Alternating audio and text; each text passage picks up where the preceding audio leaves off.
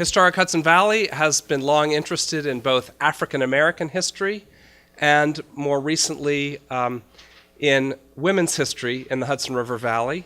And this afternoon's film and panel and then conversation among us will pick up nicely, I think, on both strands. And I want to introduce a new member of our senior management team, Betsy Bradley, to those who don't know Betsy. She's standing over here.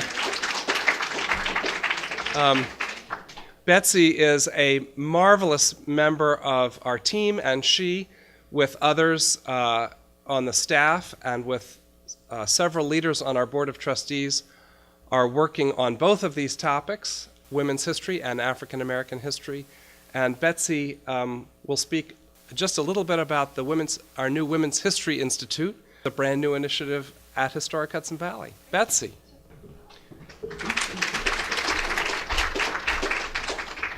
Thank you, Waddell, and thank you all very much for coming. I understand from some people that I spoke to just now that the Women's History Institute is a bit of a mystery. Maybe you noticed it on your invitation. Maybe you've heard, maybe your staff, and you've heard me say it before, or you're a trustee who's deeply involved. But I'll give a quick recap just for the uninitiated. The Women's History Institute seeks to illuminate the substantial contributions made by women in the Hudson Valley region, both past and present, and it takes advantage of our properties, Historic Hudson Valley's properties, which are nearly all of them domestic spaces where women lived and worked. To reveal the stories of these diverse women, and we're planning on doing this not just through research and interpretation, but also through a dynamic roster of programs. And I'm very pleased that you are here for the inaugural program of our first full year as the Institute. And we really hope that these programs will help us to cultivate a deeper public understanding of the women whose words and actions shape the culture and the chronicle of the Hudson Valley, as well as offer contemporary women the resources that they need to take inspiration from this example. And we have a founding committee led by the Institute's foremost champion, which is our trustee, Kim Huckrow, who is sitting back there, and I'm embarrassing her. And this group ably guides our programs, and they lend their support and enthusiasm to this fledgling initiative. So with their support, we've launched a summer research fellowship program to foster research by college students and graduate students into the lives of women who resided in the Hudson River Valley, particularly during the 17th, 18th, and 19th centuries, which are our particular subject areas. And by allowing these young researchers privileged and sustained access to our library and archives, which are very much a well-kept secret at this point, we hope to build a body of scholarship that will support both new interpretation at the sites and also new digital programs in the future. And we have a number of other summer programs coming up, although I don't know how they're going to match the star power of this event. And they include a storytelling program, Evening of Storytelling in the Barn at Phillipsburg Manor, and a citizenship and suffrage celebration for children at Sunnyside. But we're particularly pleased to launch our year with tonight's event, which speaks to the themes of the Women's History Institute and their urgency at this moment in history. And who better to help us navigate this particular historic moment than WNYC's Jami Floyd, Judge Laura Swain, and HHV's own trustee, Joel Motley. After the film about the trials of Constance Baker Motley, this group will speak for about 20 minutes, and then, as Waddell said, we'll have a little time for questions from the audience and a reception next door. We are new to the process of screening films, so give us a minute as we bring down the house lights for the trials of Constance Baker Motley. Thank you very much.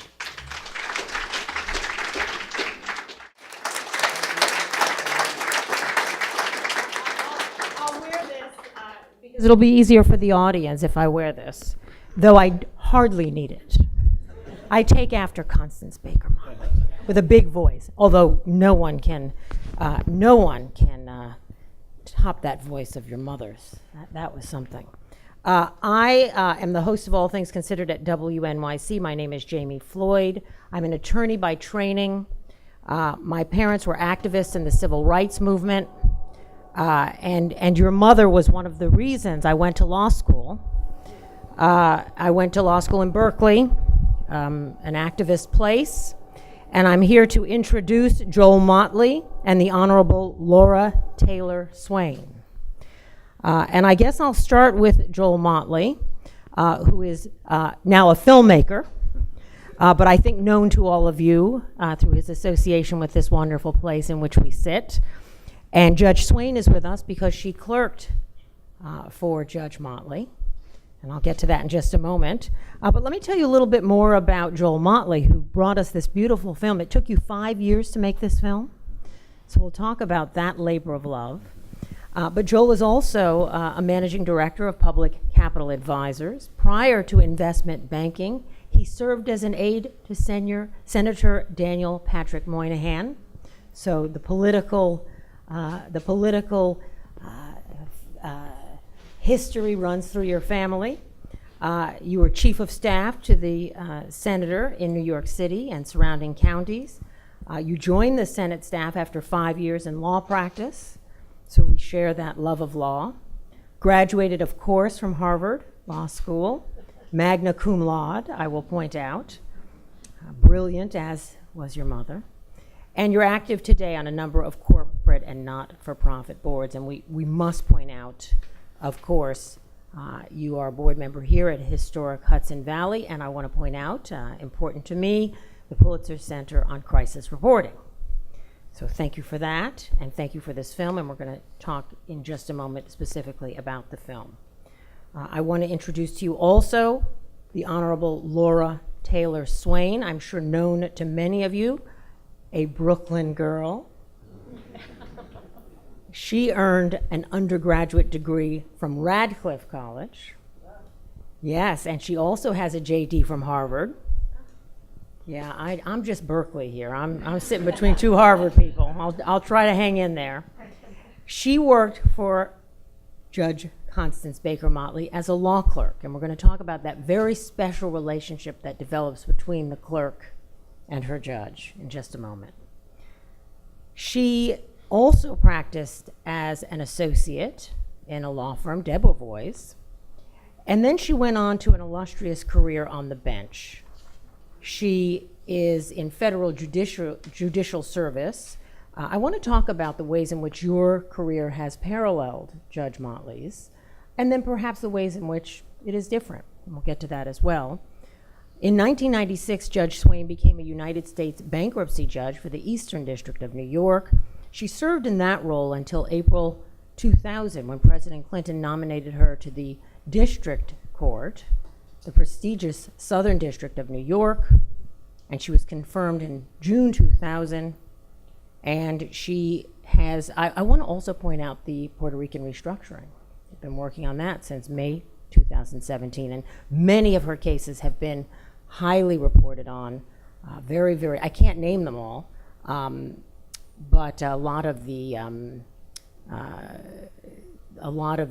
book authorship cases have had a lot of press. We could talk about that. Perhaps we'll have time. And I also want to get to your questions. So let me start, Joel, with you. First of all, this story of your mother. I have followed your mother now for 25, 30 years. And there was so much in this documentary short that I did not know. 5 years to make this film. Why the labor of love? What part of her story did you feel was yet to be told? What did you want to say to the world at this moment in time when our country is so divided and the women's stories of the civil rights movement have not been told? Why now? Why? What were you wanting to say that had not yet been said? Well, thank you, Jami, for the lovely introduction and helping us through today. I wish I had a coherent answer to that question, that I say I had a vision of what we were going to do when we started. But this is a local story in the sense that Rick Rogers, who is my filmmaker and co-producer, lives here in Ossining, and our sons played soccer together and football together, and he was at our house here in Briarcliff in 2009 and saw pictures on our wall that have my mother with Lyndon Johnson from that day. And he said, "What's this all about?" And I explained it to him. And he said, "Well, we should make a movie about that." And since he was a filmmaker, and since Gary Ford, who you know, had made an hour-long documentary about my mother about a year before that, I thought, what a great idea. And I thought it was also good to think of a film that would be a little different visually from your average documentary. Had I known how hard it was to make a documentary, I would have never started. And it did take 5 years, and it's a really grinding process. And so I won't go into the gory details, but I'm very happy with the way it worked out. There are many aspects to her story, and she did a very good autobiography, which came out around 1998. So I felt the story was already out there, but that with film, you can do some things that are fairly intense and dramatic that you can't do in a book. And I should say also that when the film came out at the Tribeca Film Festival in 2015, and then it went on to a bunch of film festivals around the country in that year and in 2016, it resonated with me as history. History of my mother, history of the Civil Rights Movement. You remember when James Meredith said that he went back to Mississippi to launch a war against white supremacy. When the film came out, that was very much sort of looking back at the far distant past. Well, fast forward to today, and the film resonates very differently. It resonates more like current events, which is a little upsetting and saddening, but we all know what that's about. So I'm glad we have it, and I think showing it now resonates with me differently than it did certainly a year ago. Can you say a little more about that? Well, people have asked me, would my mother be surprised at the level of kind of race-based distress that we are living in at the moment? And I think the answer is no, she would not be surprised. She was a real student of history and philosophical in some ways, and I think she recognized how long the history was that got to her time, and that the problems she was dealing with were going to be around for a while. So I don't think she would have been surprised. People would say to her in the 1970s, "Well, you worked on the Brown case, desegregated schools. What a waste of time. Schools are still segregated. Nothing has been accomplished." And she would sort of roll her eyes and laugh, and recognizing that history and progress are iterative, and that you can make tremendous strides, as you did with the Brown decision and all the cases that came after the Brown decision, and still have enormous problems that are rooted in that past that we share. But we got through that, and we'll get through this. Will we get through this, Judge? You've now seen this film, I'm sure, several times, as have I. Do you feel, when you see it, a sense of optimism? I think I hear optimism, Joel. Is that fair? Yeah. Do you feel that same sense of optimism when you see your judge doing the work she did in this film, and as you sit on the bench yourself? Well, as a judge, of course, I can't engage in political discourse, but I can say as a human being and as one dedicated to public service in this country that none of us has any choice but to be optimistic and to work to build and serve in a world that engenders and deserves that optimism. She clearly brought courage and focus and every element of the talent she developed and had been given to make a world in which everyone had the opportunity to excel and to serve. And I think that's what each of us should do. That's certainly what I seek to do every day, and I learn to be a judge from the best. Now, say a little bit about that relationship between the judge and the clerk.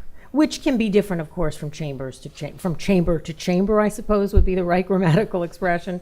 But that is a special relationship, isn't it? And can you say a bit about your relationship with Judge Motley? Well, it is a very special relationship. It's one of great trust under pressure in a high-stakes situation. And so as a federal judge, I have now, Judge Motley had in me and my two co-clerks, 3 young lawyers, usually either just graduated from law school or recent law school graduates. I tend to ask that my clerks work for a year or 2 before coming to clerk with me. And the law clerks assist the judge in evaluating cases, in thinking through cases. The Judge Motley had a longtime secretary, Roberta Thomas, and when Judge Motley wanted to sit down and think out loud and think with us, she would start a conversation with, "I wonder." And so every once in a while, Roberta would call us in and say, "Oh, the judge wants some help wondering again."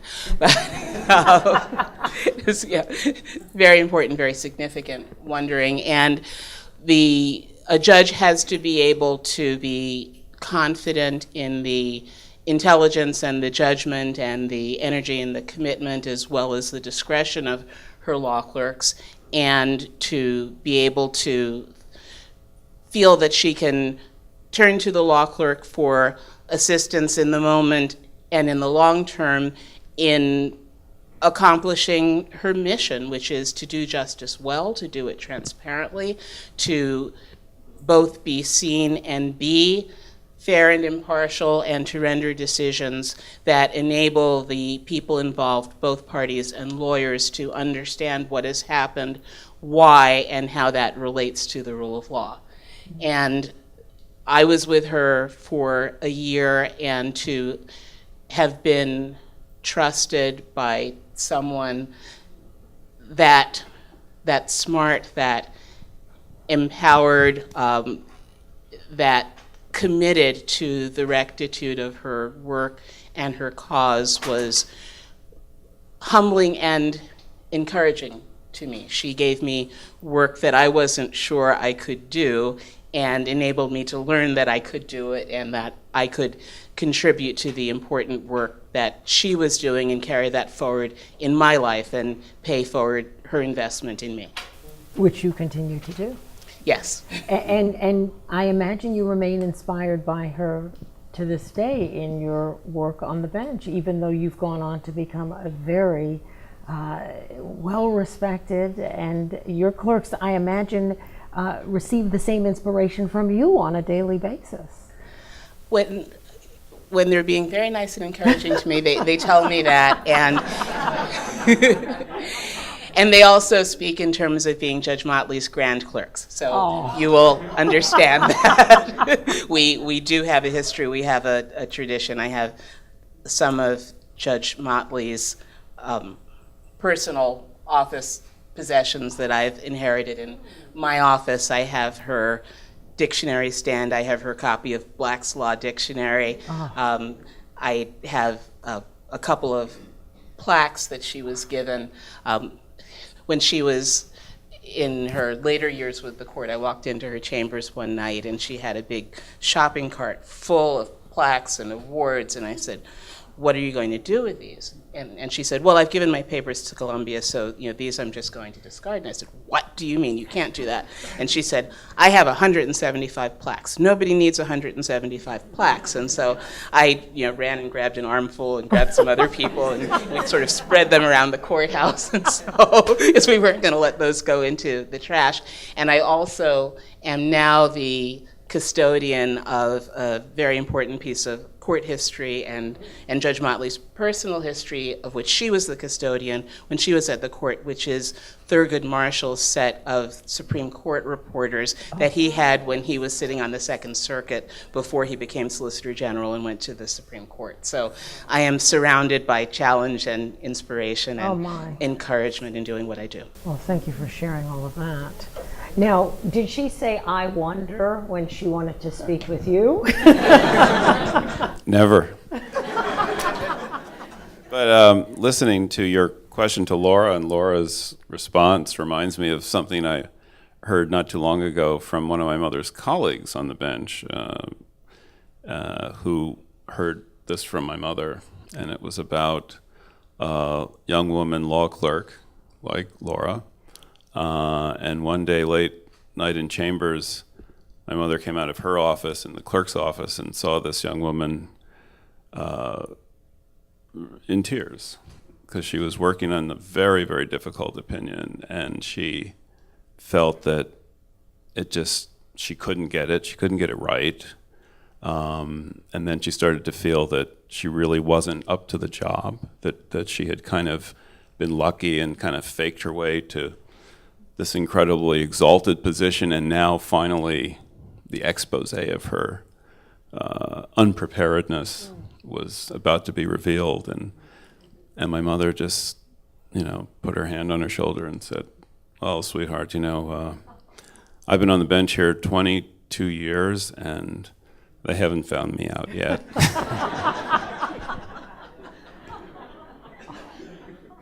She had a sense of humor, clearly. Yes. I want to open up to all of your questions, but I do have to ask Joel one burning question that I have, and of course it goes to the March on Washington, which that footage is just incredible. And having seen, of course, Gary's film and so many other documentaries, your film just has all of this never before seen footage, which is why we've watched it so many times. It's just incredible. But I have to take you back to that moment and then fast forward us to this moment and ask you how you think we fared in 50 years. I mean, we had a dream, and here we are. And so? Well, as I said, I think, our history is sort of, one step forward and two steps back, and hopefully more steps forward in the end. The parallels to the march yesterday are really sort of striking for me personally. In 1963, in August, I think we were on vacation in the vineyard, and we heard about this march coming, and my parents were sort of on the fence about whether to go or not, because nobody knew how big it was going to be. Nobody knew how it was going to turn out, and my mother said, "Oh, I'm tired, let's just not go." And my father said, "Well, we probably should just, let's give it a try." And so we ended up there. And a cousin of mine actually was the only one in the family that had a movie camera, and he's the one that took that footage.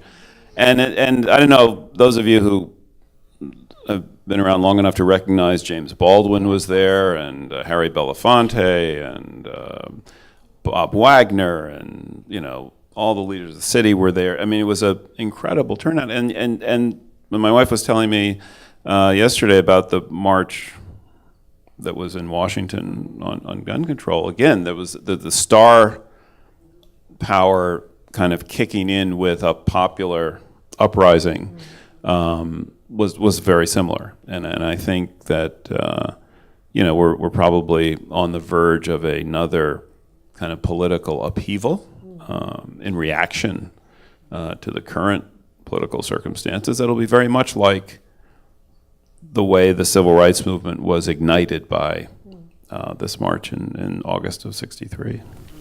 A lot more cameras, though. Right. Yeah. That footage is truly, truly remarkable. All right, please, let's have some questions from all of you. I'm not sure what our time, I'll have Betsy keep me honest on the time. But please, anyone who has questions for the judge or for Joel, please. One question. You said something about a Black's Law Dictionary. Oh, what a great question. Two dictionaries, one for the white, one for the black. Did everybody hear that question? I'm confused. The question was, what is this Black's Law Dictionary, and were dictionaries even segregated for legal practitioners? Well, the irony is that the white people had to use the Black's Law Dictionary. And so did the black people. And everybody had to use the Black's Law Dictionary. It's the name of the original compiler of the dictionary, and so it is the very standard basic law dictionary that we all use. I never thought of it that way. I never have either. And when you become an attorney, at least in the old days, you were so proud to get your Black's Law Dictionary. It was the first book you would get, and you'd be so pleased and happy to have it. I have my father's copy. I have Judge Motley's copy. I have my grandfather's copy that is falling apart.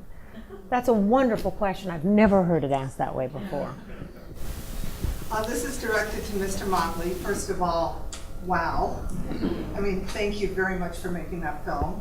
And as a mom myself, and my father was very active in civil rights, when did you realize who your mom was?